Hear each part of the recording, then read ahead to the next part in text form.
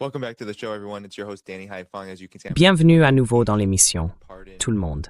C'est votre hôte, Danny Haifong. Comme vous pouvez le voir, je suis dans un endroit différent. Et pardonnez ma voix façon NPR, car je voyage en ce moment. Mais nous allons passer directement aux actualités, car elles sont absolument stupéfiantes. Appuyez sur le bouton « J'aime » en arrivant pour regarder le programme d'aujourd'hui. Commençons par ce qui s'est passé au cours des dernières 24 heures en Israël. La frappe massive de l'Iran, non seulement sur Dimona, mais aussi sur Arad. Ces frappes ont causé d'énormes dégâts. Et pour vous le rappeler, Dimona est une petite ville, je crois d'environ 11 000 carrés. Et c'est l'emplacement de la fameuse installation nucléaire où l'on dit qu'entre 80 et 200 ogives nucléaires ont été produites au fil des décennies d'existence d'Israël.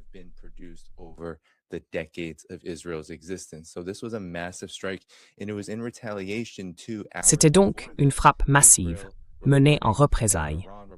2 heures auparavant, Israël et l'Iran rapportaient tous deux qu'Israël avait tenté de frapper le site nucléaire iranien de Natanz. L'Iran a précisé que l'installation n'avait pas été endommagée, au point de provoquer des fuites ou quoi que ce soit de ce genre. L'Iran a donc riposté avec force, et il l'a fait d'une manière qui a complètement choqué Israël.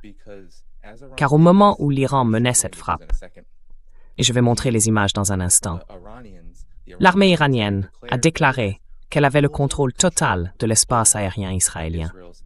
Vous vous souvenez peut-être que Dimona a été décrite par Israël et par le monde comme l'une des installations les plus fortifiées à l'intérieur de la colonie de peuplement. C'est donc un coup énorme, pouvoir frapper Dimona de cette manière.